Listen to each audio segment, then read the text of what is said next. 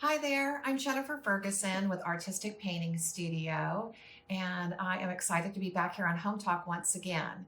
Today I'm going to show you guys how to use my wood grain roller to create a driftwood look. So let's get started.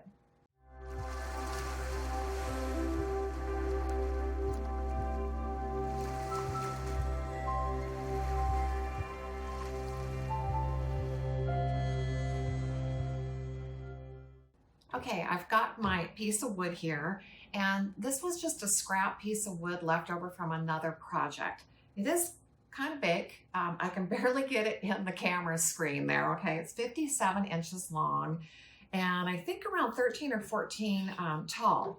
So I'm going to create a sign for my house that's going to say Dan and Jen, and the year we established. So we're going to have fun with this. Now, the first thing I want to do is put down a coat of primer, and I want to show you guys what I always use for my tray. So this is just a serving tray, and I've lined it with press and seal because this is just an easy way to allow the paint to just dry, and then we can just throw it away. I'm using a primer paint called Bondago, and this is going to be my first coat because I want to prime the surface first. Being that it's raw wood, I didn't want to just go down with just regular paint. So we're going to have a couple of layers here that I'm going to have to do. And this is not the exciting part, but it is part of prepping a piece, okay? And I can see we've got a couple extra goodies even on our paint. So as I get started here and we're doing this exciting layer, if you would share with me where you are tuning in from. Always love to know where everybody is watching from. And then also, Home Talk has just really created some great things. So now you can hit the follow button and follow me directly. And at any point in time, you can go back and watch the whole library of videos that I have done for Home Talk. So that's really cool. So make sure to hit the follow button. And then also, we'll have a materials list that is listed at the top of the page here as well, so that you will be able to know all the different products that I have used on this project. Okay, so it's going to be one exciting coat after another. I'm going to get this finished, and then we're going to put on a layer of our base coat as well. So I will be back when we're ready to add that.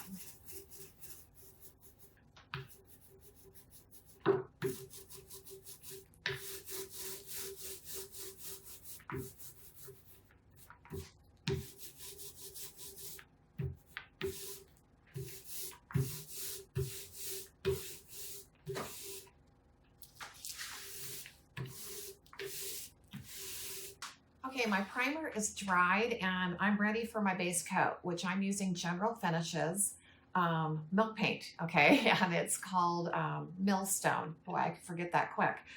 Millstone's just gonna be my base coat color.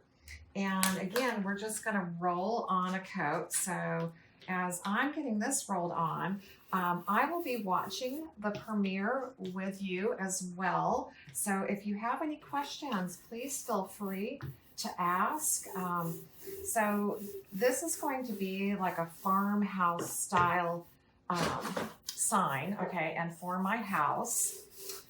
So I definitely have chose colors that I thought would be really cool in my environment.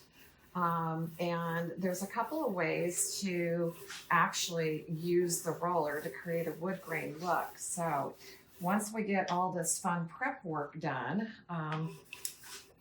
we'll get on to the fun stuff. So make sure though, ask questions. It's always wonderful when I'm on here on the premiere with you that I'm answering some of your questions and getting a chance to get to know you guys all better. Again, don't forget that follow button and the materials list, okay? So I'm trying to get on one really good coat and we'll see if that's going to be adequate. If not, I will put on a second coat and then we'll be back. Thanks. Well, we're finally at the fun point, okay, where we're going to play with paint and glaze and our roller to create either our driftwood or weathered wood look, whatever you want to call it. And it's going to be pretty subtle, okay? I'm wanting a subtle background because, again, I'm going to be stenciling our names on this. So I'm starting with antique white paint. Again, this is General Finishes milk paint and my glazing medium, okay? And I've mixed the two of these together approximately 50-50. And the reason I'm using a glaze is because I need this layer to stay wet long enough for me to come back and actually use the roller. So I've already pre-mixed my products here, okay? So this is all mixed together. And I'm going to just go ahead and brush it onto the surface and get 100% coverage. And I picked the antique white because it had contrast to the color underneath, but not a ton of contrast, okay? So we want to be able to see it, but I'm going to probably make it a little bit even more subtle once I use the roller. So the rollers, okay, we're finally getting to the fun part. The rollers can, well, this roller can be used a couple of different ways. I use it as just a roller, and then I kind of play with it and use it as like a wood graining tool and rock it and move it. And I'm going to show you guys both techniques. So I'm just getting the glaze on here, or I should say my paint glaze mixture, okay? And depending on how big your surface is, I would say you want to probably do at least a 50-50 mixture, okay? Because you need that working time. If this was just paint, I'd probably be getting close to being in trouble with it wanting to dry. Now, you don't need gloves for just applying this, but I knew I was going to play with the roller, so that is why I'm gloved up. Okay, so to just use this roller, all you really have to do is just come through and just roll, okay? And you're going to get a wood grain effect, and it's going to be pretty subtle.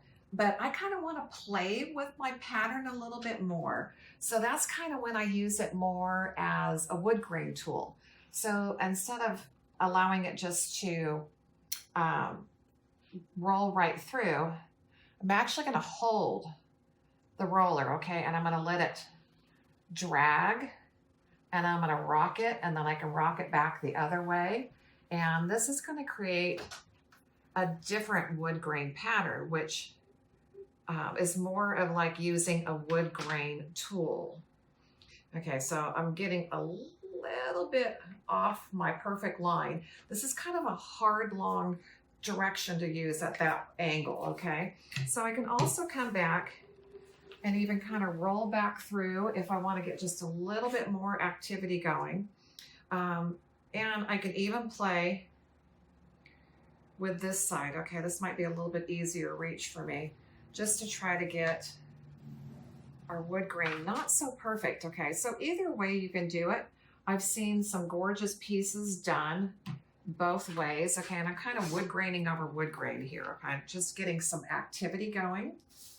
And then you can leave this, okay? You could be done right now, but we're talking as Jennifer, okay? So it's hard for me just to be done. I've got a brush that is approximately 3 inches wide, and I'm going to use it as what we call a softener, okay? And truly to do this, it's a badger brush, but a badger brush can get a little pricey. This is like a cheap one that's around 50 bucks, okay? The first one I ever bought in my entire life was over 300. So they can be really, really pricey. But you could do something similar if you just got a really soft brush, okay? So what I want to do is just go with the grain, okay? And soften it down a little bit, because I said I wanted this really subtle as a background. So I'm kind of softening things, and you can also do a little bit the opposite direction, okay, across grain, just to get a little bit more of that look that you've got in your wood tones, okay, because wood has a lot of different movement in its grain. So it kind of just depends on how realistic you want to be, or just have fun with it, okay? So like I said, we're talking, it's me. I've been in the decorative painting industry for too long to not try to make everything look realistic. Now, if you have a badger, The badger can do everything that I just done, okay, with this other brush, but it's just barely touching the surface, okay? And it softens out all your tooling, which just gives you a really subtle look, okay? Now, if by chance you decide, oh my gosh, okay, maybe I took out more pattern than I wanted somewhere, we are in glaze, and it's just as simple to come back and roll right back through it again, okay, and create that pattern. And then you can always go back and soften it, okay? And I'm gonna continue to use this other brush because this is a way less expensive brush, and I want you guys to know it can be done with that. Or you don't have to even bother to come back and soften. So it's truly a preference, okay? We are going to grab this camera, huh, Michelle? So Michelle's behind the camera, but she doesn't like to be in front of the camera. But we're gonna grab this camera in a second, and we're gonna get real up close and personal so that you can see exactly what I'm doing. So we're coming in close so you can see all the beautiful wood graining and how subtle I really did leave it, okay?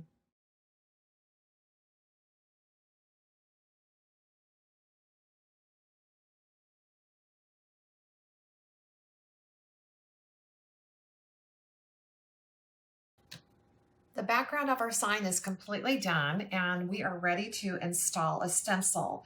Now, I have a Cameo by Silhouette, okay, which is a cutter.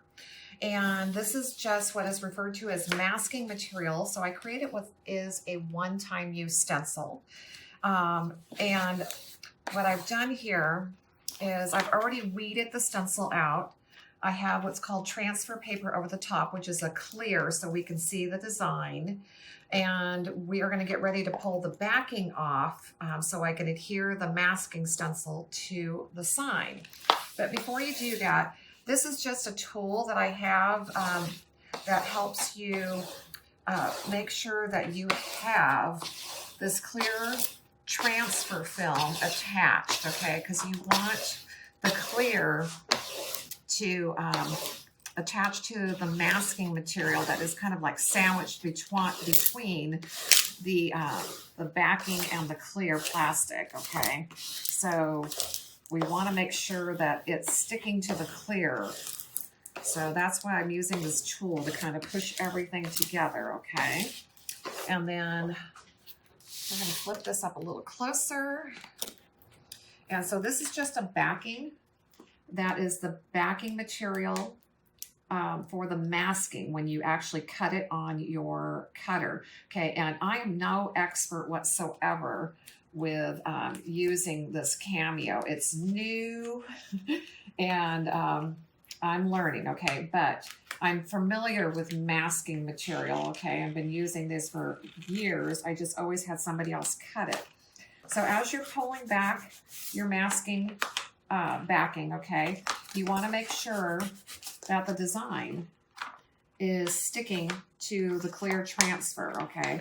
So make sure as you're rolling it back, all your pieces and parts are sticking to that clear film, because this is how we're going to transfer it, okay? So this can take a little time. You got to be careful with it.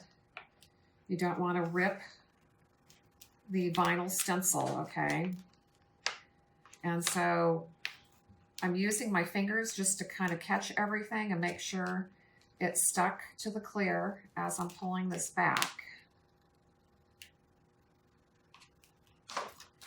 So, like I said, I'm not an expert on the Cameo by any means. I actually had a friend who helped me design this stencil and then sent me the file so I could cut it myself. But there's a learning curve to using those, and I just haven't had the time to put into learning it. Okay, we've got a cut there. Just make sure that that's getting on there.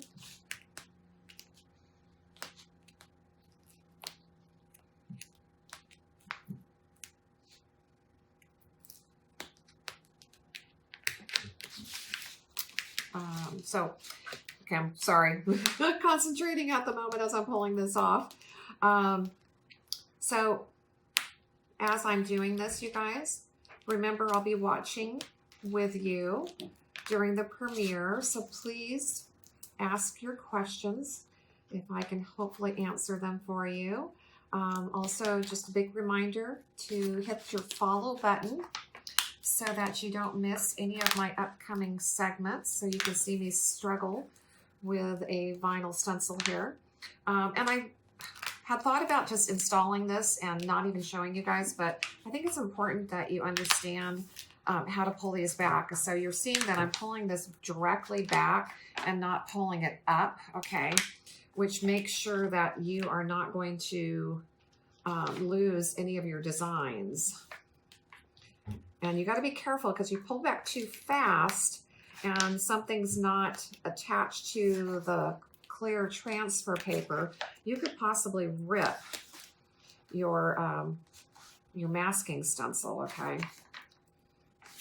So even as hard as I burnished the top layer, trying to make sure that it would stick to the clear, you still have to be really patient, okay? Especially when you've got the smaller detail stuff, okay? And so before I even started this, I did position it on my my sign, okay, and made sure I had everything aligned on where I wanted it to be, and then I taped it into position. I call it a hinge, okay? So it's taped at the top so I could completely flip the stencil over and get the backing off.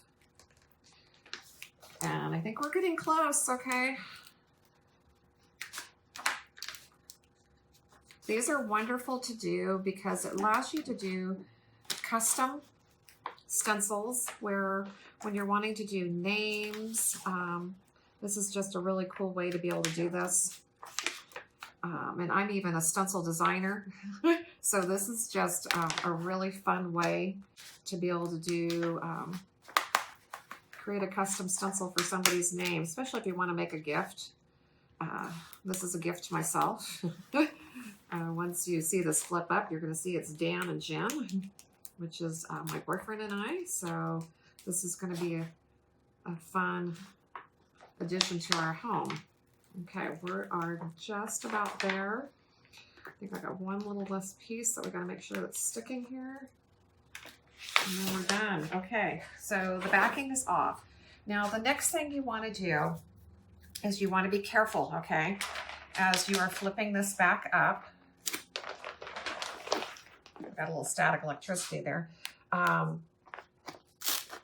That you're also pushing it back down, okay, so that you don't have any bubbles and that you've got everything sticking on there, okay?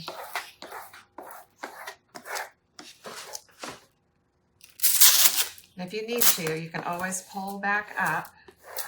It's not a permanent adhesive, it's definitely repositionable, okay? As long as you have the clear plastic on the top still. Okay, so I'm going to move this back so I can reach that better. Okay. Now I'm going to take off the piece of tape that I had at the top here, what I called my hinge, okay? Because I no longer need that because it is stuck to the surface.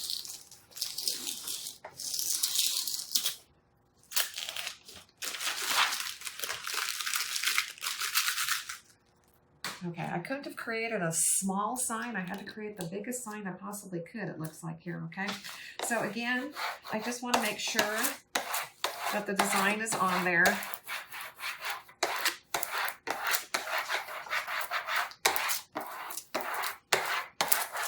Getting rid of all my bubbles, okay? And now we get the pleasure of taking off the top clear, okay? And this is called transfer paper, I think is the technical term, transfer masking maybe. And if you can, you want to be able to reuse it, okay?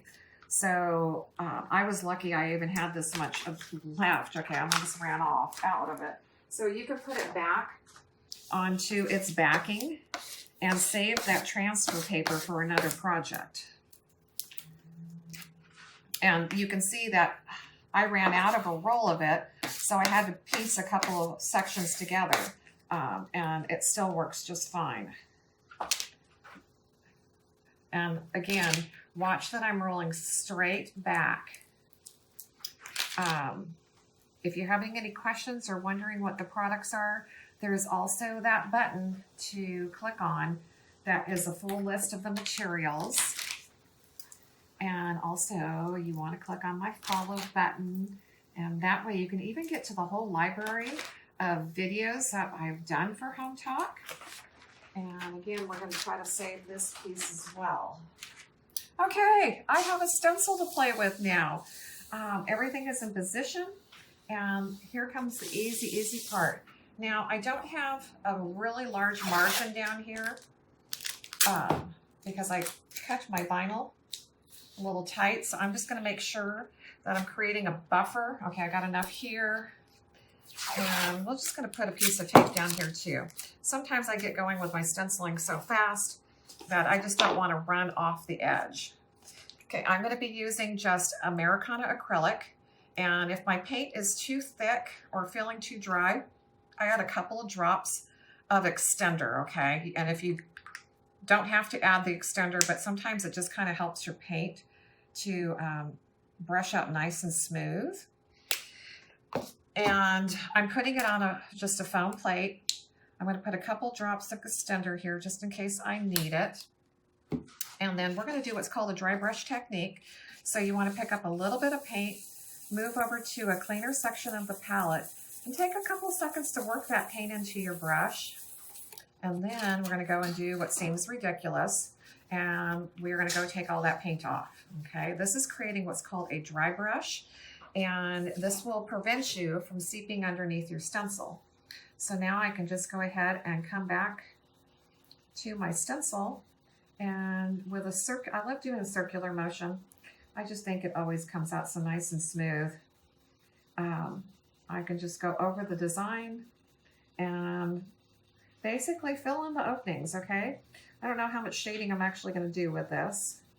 This is just wanting our name to pop off the background. And if you don't get dark enough the first time, don't worry, okay? Because you're doing dry brush technique with the art of stenciling, okay? Sometimes it might take you a layer or two to build the color as dark as you might want it, okay? So I'm just going to go over the lettering to start with one time, because the acrylics dry so fast that if I just go ahead and put on a light layer, I can come back and add a second layer of paint. And you notice that we are definitely reloading our brush often. Okay, the paint's only going to take you so far because you're doing what's called a dry brush. So there's only so much paint on here. But if you perfect this technique, I can almost guarantee you won't bleed underneath your stencils. And you'll have very crisp, beautiful lines and edges, which I think just enhances the art of stenciling when it's done really well. Again, please make sure you guys ask questions.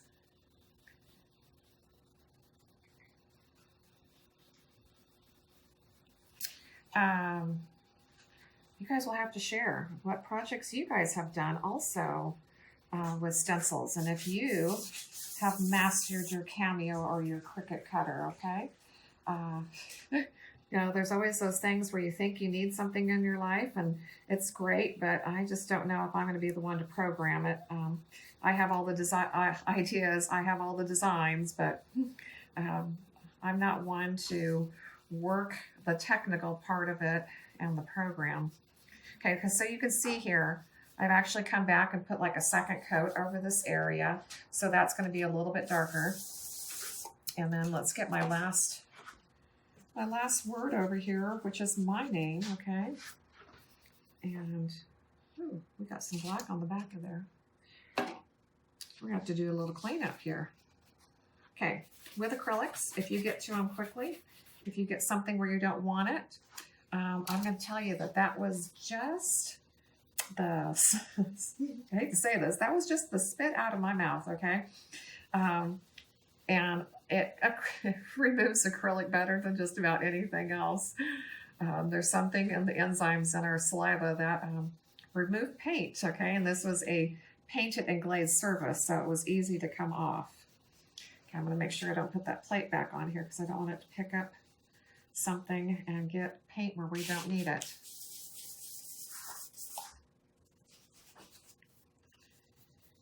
Okay, so next time I decide I'm going to do a big sign, let's make a smaller sign instead of making something that's almost 6 feet. Takes a little bit longer to finish it, but this is going to be so fun. It's always fun to have something custom in your house. And we're getting there, okay?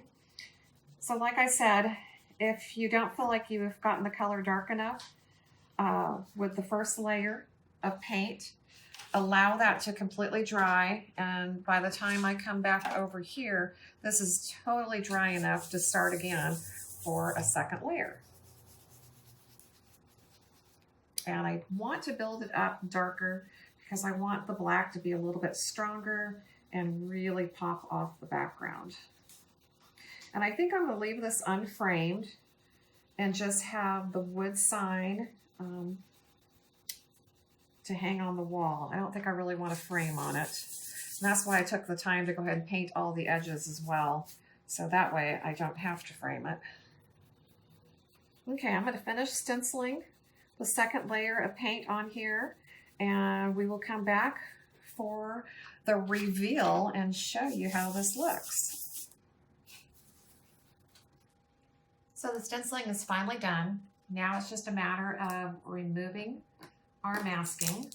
Sometimes it's a little hard to get underneath there, okay? But all we're going to do is just pull this off, and I am going to go and grab one of my great little tools and show you what a pick tool is.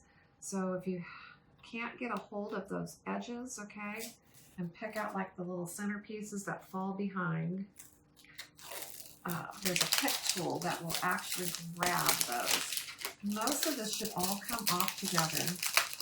Oh my gosh, this is looking so great. So yes, when you're done with a masking style stencil, because it is a one-time use, you are going to end up with all of this being garbage. Okay, I need my pick tool. Okay, we'll save that one for later to get out of there. So if you can keep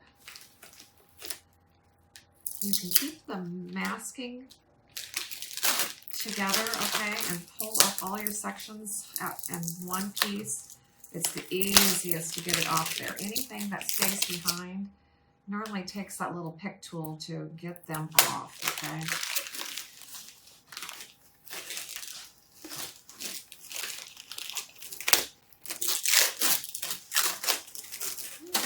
Just about there.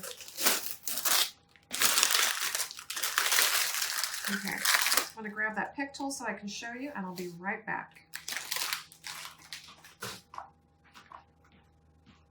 So here's the pick tool I was telling you about. I actually found these at Harbor Freight, and they are awesome because they have a very fine point to it. You can get underneath that masking and easily pull out all these extra little pieces that did not come out at once, okay? Let's see, what else did I miss? But this tool, I'm telling you, is great. Again, there'll be a materials list of everything that I've used today. Make sure to hit that follow button. And I just want to say thank you guys for joining me here on Home Talk. This has been so much fun, and now I got a great sign for our house. Thanks again for joining me. We'll see you soon. So the sign hasn't made it home yet, but we definitely brought it out into the showroom so we could stage it and let you guys see how great it looked. Thanks for joining us.